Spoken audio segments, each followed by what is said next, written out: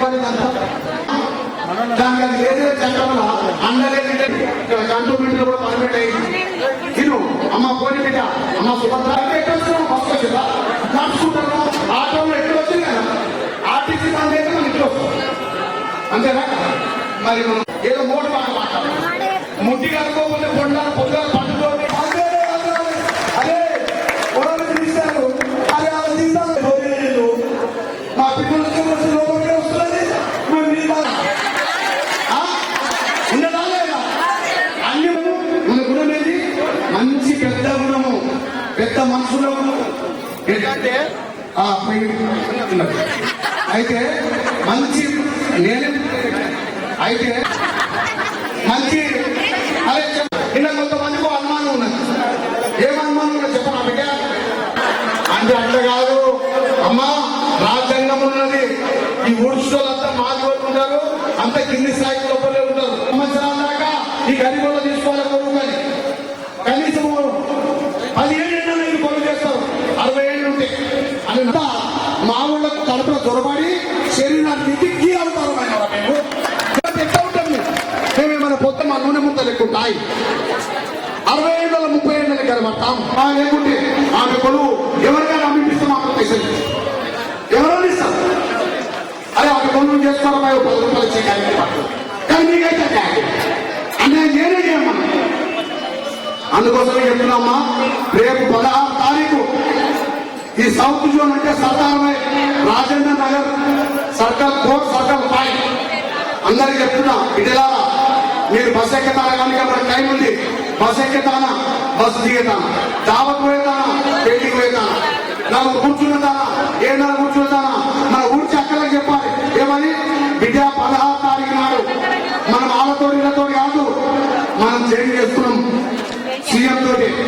ఎందుకు చేస్తున్నాం మన దొంగతనం చేస్తలేం మనకి ఇవ్వాలని గిరాన్ని బట్టి మీరే సైన్యం ఉండేట అమ్మా ఇవాళ మన భారతదేశం రాజ్యాంగం వచ్చిందంటే ఎవరితో పెద్ద పెద్ద పైవాళ్ళతో రాలే మామూలు పరివర్తనలో ఉన్న మన ఒక మహాత్మా గాంధీ చూద్దామని ఎంతో మంది సభ్యులు చూస్తున్నట లాస్ట్ ఇదే మన గోపాల్ గారు ఏదైతే కష్టం మీకు 20 లక్షల రూపాయలు వస్తున్నాయంటే ఎంతో ఉత్సాహం ఉండాలి. అందుకోసం కూడా ఒక్క దర్వాజా జరగదు ఎందుకు అంటే కానీ మళ్ళీ ఒకసారి ఈ బాధకి సౌత్ కెళ్ళి ఏదైతే విజయం అయితే అదే కార్మికుడిగా స్లీపర్గా ఈ దీక్షలను విజయవంతంగా చేస్తారని కాంట్రాక్ట్ కార్మికుల ఉద్యోగుల శ్రేయస్సు కొరకై పూర్తి మద్దతు తెలుపుతానని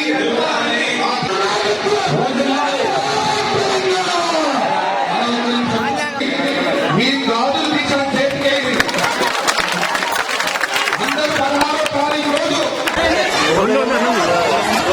చెప్పాలనా దీక్ష अటు ప్రభుత్వం और उधर सरकार कोई भी हमारे तरफ पलट के नहीं देखे. हमने पूरे धूपकाले में भूखे पेट से हमारा दर्द हमारा गम ये पब्लिक और बल्दिया सरकार समझती बोल के हम 97 डेज से करे तो भी उन लोगों को थोड़ा भी रहम नहीं आया. बड़ी शर्म की बात है ये.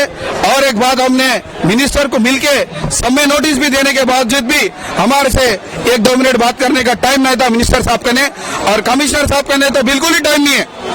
हम काम करना कम तनख्वाह में काम करना हमारा हड्डी गोश्त गल जाना हमारे जिंदगी इस तरह से जा रहा कि भाई आपको बड़े दुख की बात एक बताता हूँ. 2012 में 18 स्लीपर एक्सीडेंट होकर मर चुके हैं लेकिन हमारे को कोई सिक्योरिटी नहीं है, कोई पॉलिसी नहीं है, कोई हॉस्पिटल फैसिलिटीज नहीं है. हमारे जिंदगी ऐसा चल रहा है कि हम यहाँ पर हिंदुस्तान में नहीं कोई गल्फ कंट्री में काम कर रहे.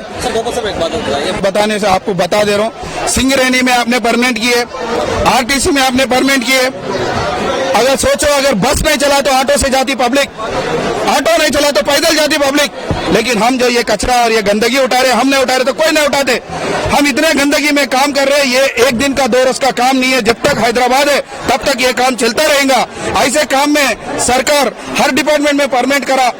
वो लोग बता रहे कि आरटीसी जब अपॉइंट करा उन लोगों को कैजुअल एम्प्लॉय से लिए लेके परमिट करे, तो कैजुअल एम्प्लॉय से तुम भी लो। बात कहना चाह रहा हूँ, 18 तारीख तक हम आज को 97 डेज से काम नहीं रोके। क्यों नहीं रोके? पब्लिक को बहुत बड़ा अच्छा सर्विस करे हम कम सैलरी में। हमारा नाम आज तक भी बल्दिया का नाम बहुत अच्छा है। हमारा नाम अच्छा रहने से, हमारा काम अच्छा रहने से कमिश्नर को 2 बार अवार्ड भी मिल चुका है।